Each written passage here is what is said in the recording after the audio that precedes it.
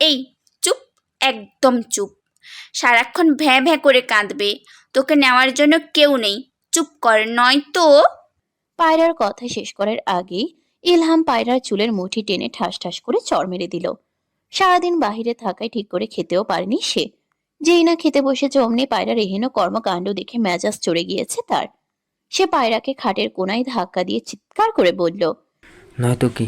কাল রাত থেকে দেখছি তুই ছেলেটাকে যখন তখন মারছিস। তুই কি ভেবেছিস তোর মতলব আমি বুঝি না? পায়রা নিঃশব্দে চোখের জল ফেলছে, কিন্তু তার চোখে এখনো ক্রোধের আগুন জ্বলছে। ইলহাম নাস্তার প্লেট ছুঁড়ে ফেলে বলল, তোর ছেলেকে পালার জন্য আদ্রিয়ান সারা জীবন বসে থাকবে? ওর সংসার নেই, ওর সুখ সহ্য হচ্ছে না তোর? জালিম কোথাকার! তোর সাহস কি করে হয় আমার বাচ্চার গায়ে হাত তোলার? আর কোনো দিন যদি দেখি তুই আমার ছেলেকে মেরেছিস, ওদিনেই তোকে আমি তালাক দিয়ে দেব। কিছু না বলে বলে বার বেড়ে গিয়েছে তোর। অতটুকু বাচ্চার গায়ে হাত তুলতে লজ্জা করে না? না করে না, বাপগিরি দেখাচ্ছেন। এতক্ষণ যে পাশে কাঁদছিল তখন কোথায় ছিল আপনার এসব বাপগিরি? হুম? বাচ্চা দুটোকে সামলাতে গিয়ে খেতে পর্যন্ত পারি না, চুলে হাত দিতে পারি না সকাল থেকে। শুধু জন্ম দিলেই বাবা হওয়া যায় না, বাবা হতে গেলে দায়িত্ব পালন করতে হয়। সারাদিন পর রাতে ফিরে বাচ্চার সাথে খেলে ঘুমিয়ে পড়েন। আমার সাথে কথা বলে কবে বলেছেন, মনে আছে আপনার? আমার উপর জমিয়ে রাখা রাগ তুই আমার বাচ্চার উপর ঝাড়ছিস। কত মানুষ বাচ্চা পায় না, আর তুই আসিস তোর নাটক নিয়ে। আদিয়ানের জীবন নেই, সারা জীবন আমাদের জন্যই করে যাবে। বাচ্চা হয়েছে পর্যন্ত কোনো কাজ করতে হয়েছে, ভাতটুকু পর্যন্ত মুখের সামনে এনে দিয়েছে নূর। এতটুকু শুকরিয়া তো আদায় করতে পারো। পায়রা কোনো আওয়াজ করল না। সে জেদ ধরে বসে আছে এখনো। ইলহাম আয়ানকে কোলে নিয়ে শান্ত করার চেষ্টা করলো, কিন্তু সে কান্না থামাচ্ছে না কিছুতেই। পার্কে নোরের সাথে বাকি বাচ্চারাও যোগ দিল যারা ওইখানে ছিল। সবাই মিলে কানামাছি খেললো কতক্ষণ। প্রায় ঘন্টা খানেক পর আদ্রিয়ান ও নূর বাসায় ফিরেছে। লন্ডন আসার পর বাড়িতে আর ফোন করা হয়নি, তাই আদ্রিয়ান ইলহামকে ভিডিও কল দিল। ইলহাম ফোন রিসিভ করতেই ওপাশ থেকে আয়ানের ক্রন্দনরত স্বর শুনতে পেয়ে আদ্রিয়ানের বেশ খারাপ লাগলো। সারাদিন বাচ্চাটাকে দেখা হয়নি, কখন থেকে কাঁদছে কে জানে। ইলহাম ভিডিও কলে আয়ানকে দেখছে। ইস, কলিজাটা পুড়ে যাচ্ছে তার। একটুও কোলে নিতে পারছে না। ইলহাম আয়ানকে ভিডিও কলে থাকা আদ্রিয়ানকে দেখাতেই সে কান্না থামিয়ে ড্যাব ড্যাব করে আদ্রিয়ানকে দেখছে। সারাদিন দেখেনি, তাই এখন দেখতে পেয়ে অভিমান জন্মেছে। কেমন আছে টমেটো? কাঁদছে কেন এত? আদ্রিয়ানের কণ্ঠস্বর শুনে আয়ান আবারও ফুপিয়ে কেঁদে উঠল। তাকে কাঁদতে দেখে আদ্রিয়ান বলে উঠল, কান্না করছে কেন এত টমেটো? ভাই তো আছে, এখন থেকে রোজ কলে কথা হবে শোনা। কাঁদে না। তুমি কাঁদলে ভাইয়ের মন বসবে না তো। ভাই তোমার জন্য অনেক অনেক খেলনা পাঠাবে, কেমন? আদর না করলে তোমার আব্বাকে বকে দেবো খুব করে। এই তো, এবার একটু দুষ্টমি করো। সারাক্ষণ কাঁদলে কিভাবে চলবে? ঘর তো ভেসে যাবে। আয়ানের গালে লাল দাগ দেখে আদ্রিয়ান ব্রুকুচকে জিজ্ঞেস করলো। চাচ্চু, টমেটোর গালে কি হয়েছে? অ্যালার্জি? ইলহাম তার কথায় দীর্ঘশ্বাস ফেলে বলল। পায়রা চর মেরেছে? ইলহামের কথা শুনে আদ্রিয়ান বাকরুদ্ধ। এইটুকু ছেলের গায়ে হাত তুলেছে, এই কথা বিশ্বাস করতে পারছে না। সে অবাক স্বরে জিজ্ঞেস করলো। কি বলছো এসব? জ্বর মেরেছে মানে? তুই চলে যাওয়ার পর বেশি কাঁদছিল তাই চর মেরেছে। আদ্রিয়ানের বুকটা হাহাকার করে উঠল। ইস, লাল হয়ে গিয়েছে আদুরে গালটা। তারা একটা সন্তানের জন্য কতটা কষ্ট যন্ত্রণা ভোগ করছে, আর এরা মূল্য দিচ্ছে না। আদ্রিয়ান আয়ানের দিকে তাকিয়ে বলল, মা মেরেছে? তোমার আম্মাকে খুব করে বকে দেব, কেমন? আর কান্না করো না, কোলে আসবে টমেটো। কষ্ট হচ্ছে খুব, তাই না? আয়ানের কান্না থেমেছে, সে আদ্রিয়ানের দিকে তাকিয়ে হাত পা নাড়ছে। ইলহাম আয়ানকে বিছানায় শুয়ে দিয়ে ছাদে চলে গেল। এখন কিছুটা ভালো লাগছে। ইলহামের মলিন চেহারা দেখে আদ্রিয়ান জিজ্ঞেস করলো, কি হয়েছে চাচ্চু? তোমাকে মন মরা দেখাচ্ছে কিছুদিন ধরে। সারাদিন বাইরে থাকি, ঠিক মতো খাওয়ার সুযোগও পাই না। জমি নিয়ে ঝামেলা চলছে, ওসবের সময় চলে যায়। বাড়ি ফিরে শান্তিতে ঘুমাতে পারি না। শুরু হয়ে যায় ওর কাহিনী। সারা রাত জ্বালিয়ে মারবে ওর সাথে কথা বলার জন্য। আমিও তো মানুষ, আমারও বিশ্রামের দরকার আছে, কিন্তু না, আমি ঘুমালেও দোষ। অনীহা চলে এসেছে ওর ওপর, বাহিরের ঝামেলা বাড়িতে এর জন্য। দুর্দান্ত শান্তিতে কাটাতে পারি না, চিৎকার চেঁচামেচি করবে সারাক্ষণ। এখন দুটো বাচ্চা আছে, ওদের ভবিষ্যৎ নিয়ে তো ভাবতে হবে আমার। একটা সুন্দর জীবন ভবিষ্যতে দিতে না পারলে আমি কেমন বাবা? এত পরিশ্রম আমি কাদের জন্য করেছি? হয়তো চাচির মন মেজাজ ভালো নেই, তাই তুমি বসে সব ঠিক করে নাও। নারীর মন তুমি না বুঝলে কে বুঝবে? তুমি ছাড়া আর কেই বা আছে ওর? আয়ানকে তোরা সাথে করে নিয়ে গেলেই বোধহয় ভালো হয়। ছেলেটা তোর জন্য পাগল হয়েছে। সব ঠিক হয়ে যাবে চাচ্ছ। তুমি চাচির সাথে কথা বলে দেখো, একই ছাদের নিচে দুজনে মনমরা হয়ে থাকলে কি ভালো লাগবে? আদ্রিয়ান ফোন কাটতেই নূর পাশ থেকে বলে উঠল, গতকাল রাতেও আয়ানকে চড় মেরেছিল আপু। তুমি কিছু বলনি? আমি গিয়েছিলাম কোলে নিতে, কিন্তু দেয়নি। আদ্রিয়ান দীর্ঘশ্বাস ফেলে তাকালো নূরের মলিন চেহারার দিকে। তার যে মন খারাপ হয়েছে তাতে কোনো সন্দেহ নেই। তাই আদ্রিয়ান তাকে বুকে জড়িয়ে ধরে বলল, আয়ান তার সন্তান, তা অধিকার বেশিও তার। চিন্তা করো না চড়ুই। নূর শুধুমাত্র মাথা নেড়ে সাই জানালো। অতঃপর হুট করেই ছুটে দৌড় দিল রান্নাঘরের দিকে। হঠাৎ কি হলো বুঝতে পারেনি আদ্রিয়ান, তাই সেও নূরের পিছু পিছু রান্নাঘরে গেল। ভাত বসিয়ে এসেছিল চুলোয়, পুড়ে গিয়েছে। সে তাড়াতাড়ি করে চুলা নিভিয়ে বলল, ভাতটা পুড়ে গেল, আমি একদম ভুলে গিয়েছিলাম ভাতের কথা। সবটুকু ভাত নষ্ট। আদ্রিয়ান নূরের কথা শুনে স্মিত হেসে তাকে নিজের দিকে ফিরিয়ে বলল, এই সংসার তোমার, এখানে তুমি নিজের ইচ্ছে মতো সবকিছু করতে হবে। যখন যা মন চায় রান্না করতে পারবে, পুড়ে ফেলতে পারবে। এটা তোমার সাম্রাজ্য, তোমার ইচ্ছেতেই সব হবে। এখানে তোমার কাছে জবাবদিহিতা করতে হবে না, বুঝছো? এ হচ্ছে সেই সংসার যার স্বপ্ন তুমি দেখেছিলে, যার মালিকানা তোমার হাতে। পড়ে গিয়েছে, আবার নতুন করে রাখবে। ইচ্ছে না হলে রান্না করতে হবে না। এখন কি করব তাহলে? চলো বাইক থেকে খেয়ে আসে, রাত্র উপভোগ করা হয়ে যাবে, সাথে বইয়ের সঙ্গেও উপভোগ করা হয়ে গেল। এক ঢিলে দুই পাখি। দিন দিন বড্ড কঠিন শব্দচয়নে কথা বলছেন। কবি হয়ে গেলে খারাপ হতো না? তুমি বললে হতেও পারি। দুজনেই বেরিয়ে গেল আবার। রাস্তার ধারে আইসক্রিম বিক্রি করছে, তা দেখে নূর বলে উঠল।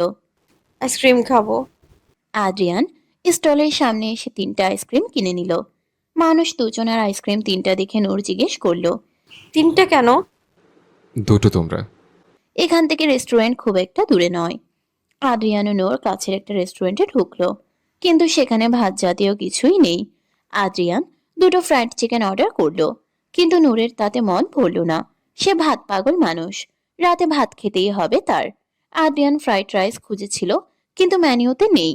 তাই কি আর করার, খাওয়া শেষে তারা বাড়ি ফিরে এলো, কিন্তু নূরের পেট ভরেনি। আইসক্রিম দুটোই খেয়েছে, তাও ভাতের খিদে রয়ে গিয়েছে। সে ঘরে গিয়ে শাড়ি বদলে 3 পিস পরে নিল। আদ্রিয়ানের দেখা নেই। লোকটা আবার কোথায় গেল? শরীরে ওড়না জড়িয়ে সে রান্নাঘরে এসে দেখলো আদ্রিয়ান রান্না করছে। এখন আবার কি রান্না করলো কে জানে। সামনে এগিয়ে দেখলো ফ্রাইড রাইস তৈরি। নূর অবাক দৃষ্টিতে তাকিয়ে জিজ্ঞেস করলো, মাংস তো নেই, তাহলে ফ্রাইড রাইস কিভাবে বানালেন? ডিম দিয়ে খেয়েই দেখো। এই প্রথম আদ্রিয়ান রান্না করেছে। নূর 1 চামচ মুখে তুলতেই বুঝলো স্বাদ বেশ ভালোই, দারুণ হয়েছে।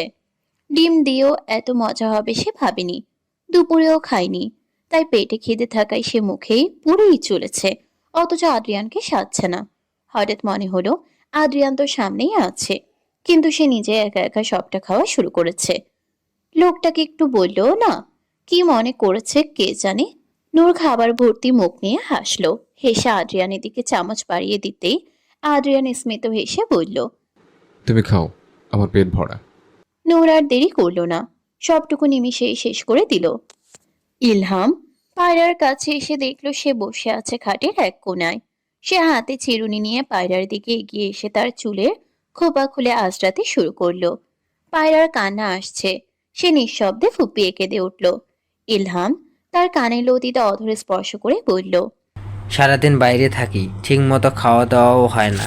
মাথা ঠিক ছিল না, ক্ষমা করে দাও এবারের মতো। পায়রা নিশ্চুপ। ইলহাম চুল আঁচড়াতে আঁচড়াতে বলল, কথা বলার রুচি আসছে না?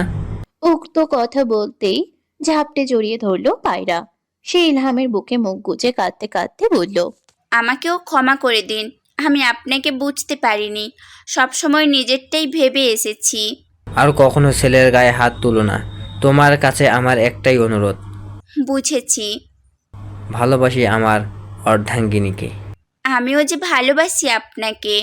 রজনীর আধার পেরিয়ে তখন দিবসের দশম প্রহর। সূর্য তার স্বর্ণাভ কিরণ ছড়িয়ে দিয়েছে নীল আকাশের বুক জুড়ে। সকালের কোমলতা পেরিয়ে চারপাশে নেমে এসেছে দিনের ব্যস্ততা। বিমানবন্দরে বিশাল কাচঘেরা প্রাঙ্গণে রোদের মিহির রেখা এসে পড়েছে, আর সে আলোয় মানুষের আনাগোনা যেন এক চলমান চিত্রপট। সময় চলছে তার আপন গতিতে। ক্যালেন্ডার থেকে 4টে বছর খসে পড়ল। 4 বছর পর দেশে ফিরছে আদ্রিয়ান, নূর ও তাদের একমাত্র সন্তান আশনুহা। আদ্রিয়ানের কাঁধে থুতনি ঠেকিয়ে এদিক ওদিক উকি মারছে ছোট্ট আশনুহা। আদ্রিয়ান এক হাতে বুকে আগলে রেখেছে মেয়েকে, আরেক হাতে ব্যাগ ধরে রেখেছে। এই মেয়ে বড্ড বাবা পাগল, বাবা ছাড়া কিচ্ছু বুঝে না। এয়ারপোর্ট থেকে বেরিয়ে আসতে আরহাম ও আয়ান দৌড়ে এসে জড়িয়ে ধরলো আদ্রিয়ান ও নূরকে। নূর গুলিয়ে ফেলেছে কে আরহাম ও কে আয়ান। দুজনেই যমজ সন্তান হওয়ায় তাদের চেহারা দেখতে হুবহু এক। আদ্রিয়ান নূরের বিভ্রান্তি হয়তো বুঝতে পেরেছে। সে তার কানের কাছে ফিসফিস করে বলল, আরহাম তোমাকে জড়িয়ে ধরেছে। দুজনের চেহারাতেই তো এক। আপনি কি করে চিনলেন? সে তুমি বুঝবে না, সিক্রেট। নূর নাকের পাঠা ফুলিয়ে আরহামের দিকে তাকালো। অতঃপর আরহামকে কোলে তুলে নিয়ে সারা মুখমণ্ডল জুড়ে চুমু খেলো। কত বড় হয়ে গিয়েছে দুজনেই। গত 4 বছর যাবৎ আয়ান ও আরহামের সকল খরচ আদ্রিয়ান বহন করেছে। তাদের চাওয়া পাওয়া সবই আদ্রিয়ানের কাছে। আয়ান আদ্রিয়ানের শার্টে টান দিয়ে বলল, এই যে কুর্মু পটাশ, আমার গাড়ি এনেছো? এই টমেটো, তুই আমি কুমড়ো পটাশ ডাকলি কেন? এবার তো গাড়ি দেবো না। গাড়ি না দিলে তোমার মেয়েকে আমাদের কাছে রেখে দেব। আমার মেয়েকে আমার কাছে থেকে রেখে দেবে তবে রে? আয়ান কিলকিল করে হাসতে লাগলো। সে আদ্রিয়ানের হাতের মুঠো নিজের হাত রেখে সামনের দিকে চলতে শুরু করলো। আদ্রিয়ান কালো শার্ট পরে আসবে বলে আয়ানও কালো গেঞ্জি পরে এসেছে। কিছু দূরে ইলহাম দাঁড়িয়ে আছে। কত বছর পর আদ্রিয়ানকে দেখছে সে। ছেলেটা কত বদলে গিয়েছে। নিজ হাতে মানুষ করেছে সে। একটু তো কষ্ট হবেই। আদ্রিয়ান তার কাছে আসতে ইলহাম তাকে জড়িয়ে ধরলো। আদ্রিয়ানও তাকে ঝাপটে জড়িয়ে ধরেছে। আদ্রিয়ানের কোল থেকে আশনুহাকে কোলে নিতেই সে ড্যাব ড্যাব করে তাকিয়ে আছে ইলহামের দিকে। অতঃপর হাত পা নেড়ে বলে উঠল, বাবা, বাবা। ইলহাম আশনুহাকে বুকে আগলে ধরে আদ্রিয়ানের দিকে তাকিয়ে বলল, মেয়ে তো একদম তোর মতো হয়েছে, নাক চোখ সব দেখছি তোর মতোই, শুধু গায়ের রংটা পেয়েছে নূরের মতো। আশনুহা ইলহামের কোলে চুপটি করে শুয়ে আছে। মেয়েটা বড্ড মিশুক। পরিচিত অপরিচিত সবার সাথেই বেশ ভাব তার। হঠাৎ এয়ারপোর্টের সামনে একটা বাইক এসে থামলো। আদ্রিয়ানের চিনতে দেরি হলো না কে এসেছে। রুশান বাইক থেকে নেমে ছুটে এলো আদ্রিয়ানের কাছে। সব সময় ছোট ভাইয়ের মতোই দেখে এসেছে আদ্রিয়ান তাকে। আদ্রিয়ান তার কাঁধে চাপড় মেরে বলল, কেমন আছিস তুই? দিনকাল কেমন যাচ্ছে? ভালোই যাচ্ছে আদ্রিয়ান ভাই, তুমি ভালো আছো তো? হ্যাঁ, বাড়ি চল। আগের দিনগুলো ভীষণভাবে মনে পড়ছে। কত বছর একসাথে আড্ডা দেওয়া হয় না। আশনুহা ইলহামের কোল থেকে নেমে আসার জন্য ঠোঁট ফুলিয়ে কেঁদে উঠছে বারবার। ইলহাম তাকে বুকের সাথে আগলে ধরে দোলাচ্ছে, কিন্তু তাতেও সে থামছে না। আদ্রিয়ান তাকে ইলহামের কোল থেকে নিয়ে বলল, চেনে না তো, তাই এমন করছে। চেনে ফেললে তখন দেখবে কোল থেকে নামানোই যাচ্ছে না। নে তোর মেয়েকে, বাপ ছাড়া কিচ্ছু বোঝে না দেখছি। সবাই গাড়িতে উঠে বসলো। আয়ান আদ্রিয়ানের পাশ ছাড়া বসবে না। যদিও ইলহাম তাকে কয়েকবার চোখ রাঙিয়েছে, তাও সে নিজের কথায় অনড়। সে তার ভাইয়ার পাশেই বসবে। নূরের মা বাবাও এসেছে সাহা বাড়িতে। 4 বছরে বদলে গিয়েছে অনেক কিছু। সুরায়া সাহা গত বছর মারা গিয়েছেন। শাহানাব ও ইরার একটি ছেলে আছে 1 বছরের। সময়ের সাথে সাথে মানিয়ে নিয়েছে তারা। সময় চলছে তার নিজ গতিতে। চৌধুরী বাড়ির সকলেই এই বাড়িতে এসেছে আদ্রিয়ানকে দেখতে। গাড়ি থেকে নেমে ভিতরে প্রবেশ করতেই আশনুহাকে ছো মেরে নিয়ে নিল শাহানাব। আদ্রিয়ান দীর্ঘশ্বাস ফেলে তার দিকে তাকিয়ে বলল, সারা জীবন শুধু আমার জিনিসে নজর দিয়ে গেলে, লাফাঙ্কা কোথাকার। সারা জীবন বখাটেপনা করে আমাকে এখন লাফাঙ্গা ডাকছিস কোন সুখে? ঠাড়া পড়ুক তোর মুখে। তোর গালে পড়ুক। তাদের ঝগড়া দেখে ঈশিতা খিলখিল করে হাসছে, সাথে বাকিরাও। এত বছর চলে গেল, মাঝে তাও এদের সম্পর্কের উন্নতি ঘটল না। শাহানাব আশনুহাকে কোলে নিয়ে তার নরম তুলতুলে গালে চুমু খেয়ে বলল, আমার জান তো পুরাই একটা পুতুলের মতন হয়েছে। পুতুলটাকে আমাদের সাথে রেখে দেব? থাকবে তুমি আম্মা? আশনুহা তার উন্মুক্ত মাড়ি দেখিয়ে হাসতে লাগলো শব্দ করে। শাহানাবও হাসলো তার দেখা দেখি। নূর তার মা মোর্শেদা বেগমকে জড়িয়ে ধরল। তিনি কখনো কল্পনাও করেননি তার মেয়ের কপালে এত সুখ রয়েছে। আদ্রিয়ান দুটো ট্রলির একটা খুলেছে, সেখান থেকে সবার জন্য আনা জামা কাপড় তাদের দিয়ে দিল। পায়রা রান্না করছে কোমরে শাড়ি গুজে, কপালে বিন্দু বিন্দু ঘাম জমেছে তার। আয়ান, আরহাম ও শাহনাবের ছেলে সায়ান বল নিয়ে খেলছে। তাদের চিৎকার চেঁচামেচিতে বিরক্ত হয়ে যাচ্ছে পায়রা। ছেলেগুলোকে বললেও শুনে না, তাদের খেলাই হচ্ছে এমন। কতক্ষণ ভালো, আবার কতক্ষণ একজন আরেকজনকে মেরে আলুর ভর্তা বানাবে। নূর রান্নাঘরে আসতেই পায়রা তাকে জড়িয়ে ধরে ফুপিয়ে কেঁদে উঠল। সংসারের চাপে নিজের যত্নই নেওয়া হয় না তার। বোন এসেছে সে কবেই, কিন্তু রান্নার চাপে আর বসার ঘরে গিয়ে বোনকে জড়িয়ে ধরতে পারেনি সে। বাচ্চাদের চেঁচামেচিতে অতিষ্ঠ পায়রা। সে ধমক দিতেই তারা আয়ানের ঘরে চলে গেল। নূর তার হাতে হাতে সাহায্য করছে। আদ্রিয়ান পুরো বাড়ি ঘুরে ঘুরে দেখছে। সবকিছু বদলে গিয়েছে আগের থেকে। আগের মতো ভাঙা রাস্তাঘাটও নেই। পায়রা সকলের জন্য চা নাস্তা তৈরি করে নিয়ে গেল। আশনুহাকে নিয়ে এক প্রকার কাড়াকাড়ি চলছে। একমাত্র আদ্রিয়ান বাদে বাকি সবারই ছেলে হয়েছে, তাই আশনুহাকে সবাই আদরের উপর রেখেছে। আয়ান নূরের পাশে বসে তার দিকে তাকিয়ে বলল, ভাবি তুমি এত সুন্দর, আমি বড় হয়ে তোমাকে বিয়ে করব। আদ্রিয়ান পাশ থেকে তার কথা শুনছে। সে আয়ানের কান মলে দিয়ে বলল, এই টমেটো, তুই আমার বউর থেকে দূরে থাকবি। আমি কেন দূরে থাকবো? তুমি দূরে থাকো। আমি বিয়ে করেছি তোর ভাবিকে। আমার বউ, আমার বউ, আমি কেন দূরে থাকবো? তুই দূরে থাক। আয়ান হঠাৎ নূরের কোলে উঠে ভ্যা ভ্যা করে কেঁদে বলে উঠল, তুমি বউকে বিয়ে করে ফেললা ভাবি, আমাকেও কলো। নূর আয়ানের কথা শুনে হাসতে হাসতে কুপোকাত প্রায়। সে তার গাল টেনে তাতে চুমু খেয়ে বলল, করবো তো। আয়ান নূরের কথা শুনে আদ্রিয়ানের দিকে তাকিয়ে চোখ মুছে এক ঝলক দাঁতের প্রদর্শন করিয়ে হেসে বলল। এখন আমার বউ। আদ্রিয়ান আয়ানের কাণ্ড দেখে কপাল চাপড়ে বলল। কি শয়তান! পায়রা টেবিলে পানির জগ রেখে বলল, বলেছিলাম না ও তোমার মতোই ভণ্ড হবে। কথা মিলে গেল তো। আদ্রিয়ানের মুখের দিকে তাকানো যাচ্ছে না। আয়ান মুখে হাত দিয়ে হাসি আটকে রাখার ভান করছে। আশনুহার কান্নার আওয়াজ শুনে আদ্রিয়ান ইস্তেহার চৌধুরীর কোল থেকে তাকে নিতে গেলে সে অস্পষ্ট স্বরে বলে ওঠে, বাবা বা বা বা বা বাবা। এই তো আমি শোনা, আব্বা এখানে। ইশতেহার চৌধুরী আশনুহার কর্মকাণ্ড দেখে স্মিত হেসে বললেন। বড্ড বায়না করে দেখছি তোমার মেয়ে। আদ্রিয়ান মেয়ের নাকে নিজের নাকে স্পর্শ করিয়ে কপালে আদরের স্পর্শ দিয়ে বলল, আমার বায়না বলি আম্মা যে, তাই এত বায়না করে, তাই না আম্মা? আশনুহার প্রথম শব্দ কি ছিল? ইরার প্রশ্নে নূর দীর্ঘশ্বাস ফেলে বলল, এই যে এতক্ষণ ধরে যা বললো। বাচ্চাটা নাকি মা ডাক শিখে প্রথমে, তোমার বেলায় দেখি উল্টো আপু। আর বলো না, বাপের সাথে প্রচুর ভাব তার। কিছু সময় পরেই তারা চলে যাওয়ার জন্য তাড়াহুড়ো করতে লাগলো। যদিও পায়রা অনেকবার করে বলেছে কিন্তু তারা শুনেননি।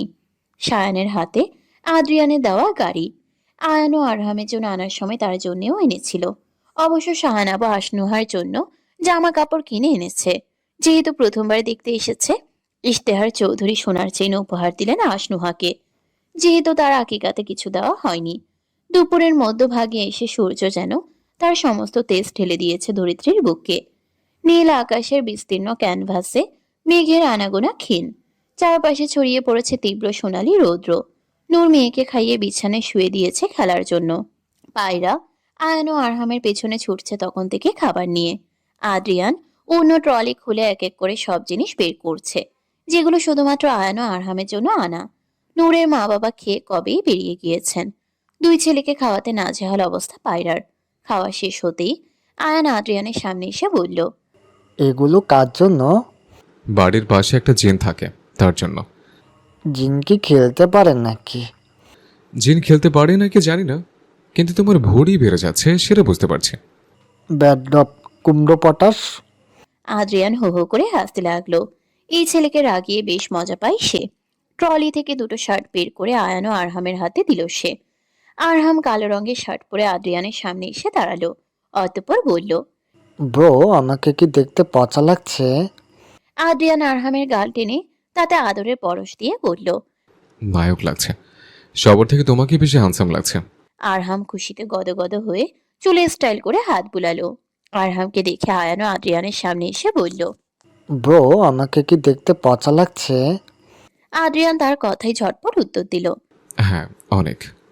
আদ্রিয়ানের জবাবে আয়ানের মুখ পানসে হয়ে গেল। সে আদ্রিয়ানের চুল টেনে ধরে বলল। আমি তোমার হাঁটুর সমান, তাও আমার পিছনে লেগে থাকো কেন, কুমড়ো পটাশ? আদ্রিয়ান আয়ানকে কোলে নিয়ে উল্টো করে ঝুলিয়ে রেখে বলল। চুল ছাড় টমেটো।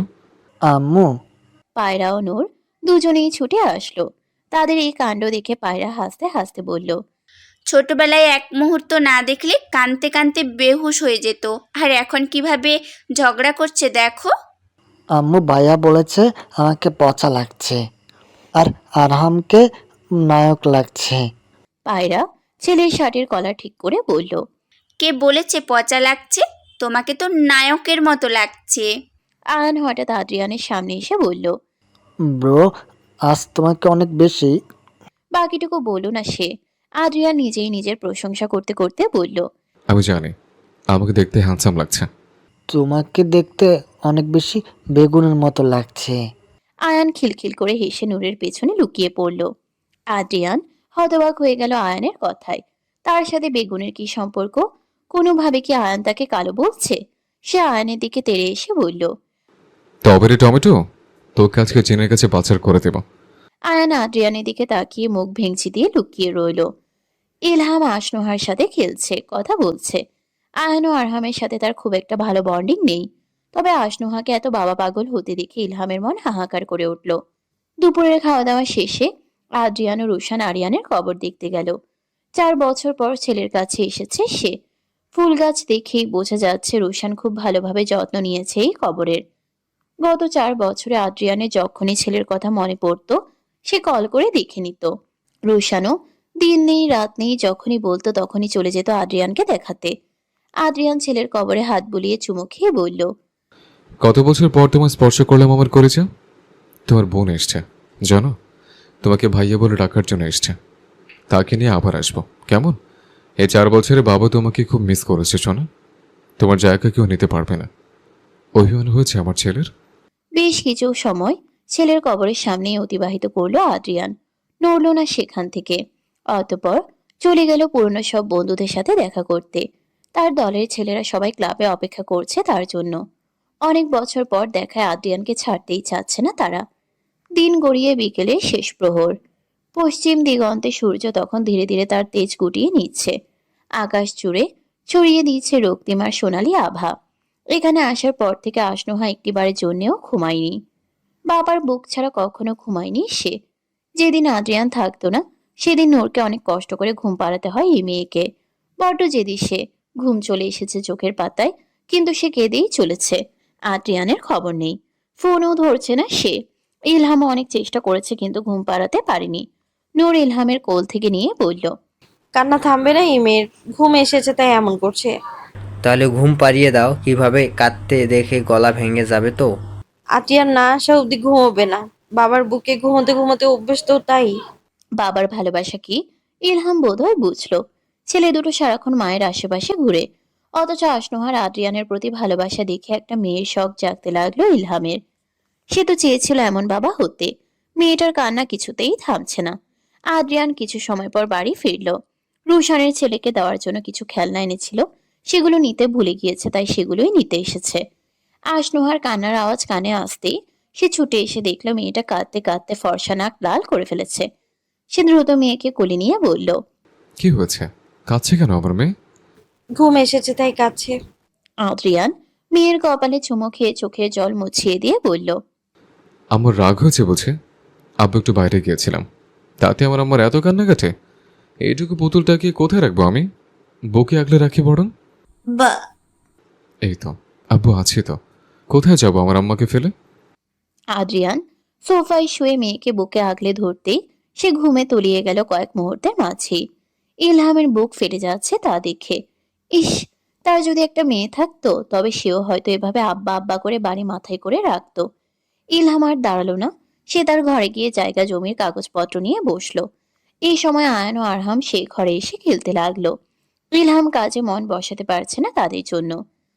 আয়ান ইলহামের সামনে এসে তার হাত ধরে টানাটানি করতে করতে বলল, আব্বু আসো না আমাদের সাথে খেলো।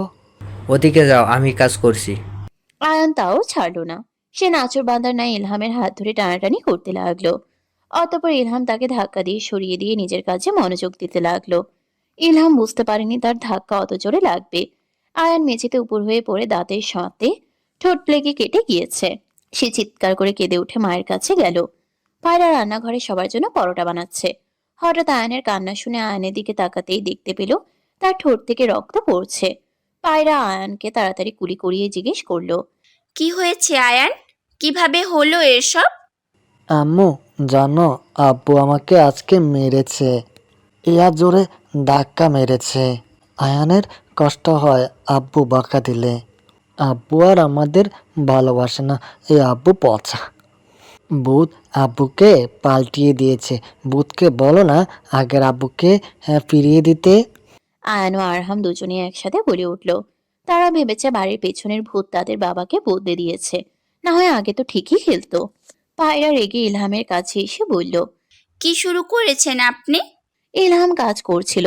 পায়রার কথা শুনে সে বিরক্তিকর কণ্ঠে বলল, কি হয়েছে? ছেলেটাকে এত জোরে ধাক্কা দিলেন কেন? আমি তো শুধু সরিয়ে দিয়েছি, ধাক্কা কোথায় দিলাম? ছেলেটার ঠোঁট ফেটে রক্ত পড়ছে। কিভাবে মেরেছেন দেখুন। ইলহাম তার কথায় আহাম্মক বনে গেল। সে আয়নের কাছে আসতেই দেখতে পেল সত্যিই ঠোঁট ফুলে গিয়েছে। সে আমতা আমতা করে বলল, আমি বুঝতে পারিনি এভাবে লেগে যাবে। তোমার ছেলে এত দুষ্টুমি করে বললেও শুনে না। ছেলে তো আমার একার, আমি জন্ম দিয়েছি তো, বাপ তো নেই। আচ্ছা ঠিক আছে, আমি ভুল করেছি, রাগ করো না। আমি চিন্তায় ছিলাম তাই বুঝতে পারিনি। ইলহাম আয়ানকে কোলে নিয়ে আদর করে বলল। সরি আব্বা, আমি বুঝতে পারিনি। আয়ান শুধু বাবার কাঁধে মাথা রেখে বসে রইল। ইলহাম আরহামকেও আরেক হাতে কোলে নিয়ে আদর করে দিল। না জেনে ছেলেটাকে কত কষ্ট দিল। আদ্রিয়ানের আনা সকল খেলনা এক এক করে দেখাচ্ছে ইলহামকে আয়ান। ইলহাম বুঝলো তার ছেলে তার চেয়ে বেশি আদ্রিয়ানকেই ভালোবাসে। আদ্রিয়ান যেভাবে দূর থেকেও তাদের আগলে রেখেছে, ইলহাম হয়তো কাছে থেকেও তা পারেনি। ইলহাম দুই ছেলের মাথায় চুমু খেয়ে তাদের জড়িয়ে ধরল। আদ্রিয়ানের নামে থাকা জমিগুলোতে চাষ শুরু করেছে ইলহাম। কোনোটাতে বেগুন, কোনোটাতে ধান। আশনুহা বাবার হাত নিয়ে খেলছে। নূর ভাবলো শাড়ি বদলে থ্রি পিস পরবে, কিন্তু আদ্রিয়ান হঠাৎ বলে উঠল, শাড়ি বদলাতে হবে না, চলো ক্ষেত থেকে ঘুরে আসে। চলুন তাহলে। মেয়েকে বাবার সাথে মিল রেখে সাদা রঙের একটা ফ্রক পরিয়ে দিল নূর। অতঃপর বেরিয়ে গেল তিনজনেই। আদ্রিয়ান আশনোহাকে কোলে নিয়ে হাঁটছে। ধান খেতে ফসল ভালোই হয়েছে। আদ্রিয়ান মেয়েকে দেখাতে লাগলো সব। আশনোহাকে কোল থেকে উপরের দিকে ছুঁড়ে আবার কোলে আগলে নিল। নূর তার সামনে দিয়েই হাঁটছে। সূর্যের অস্তিত্ব খানিকটা দেখা যাচ্ছে। নূরের খোলা চুল মৃদু হাওয়ায় উড়ছে। আদ্রিয়ান তার পাশে এসে নূরের হাত নিজের হাতের মুঠোয় বন্দি করে বলল, ধন্যবাদ তোমায় নূর, আমার এত সুন্দর একটা জীবন দেওয়ার জন্য, আমায় আগলে রাখার জন্য, আমার পাশে থাকার জন্য। ধন্যবাদ তোমায় আমাকে পৃথিবীর সব থেকে সুন্দর ডাক শোনানোর জন্য, আমি আব্বা ডাকার মতো একটা মিষ্টি চড়ুইকে এনে দেওয়ার জন্য। শেষ নিঃশ্বাস অবধি আমি তোমার সাথে থাকতে চাই নূর।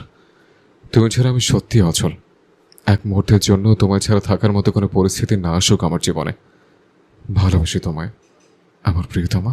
সমাপ্ত।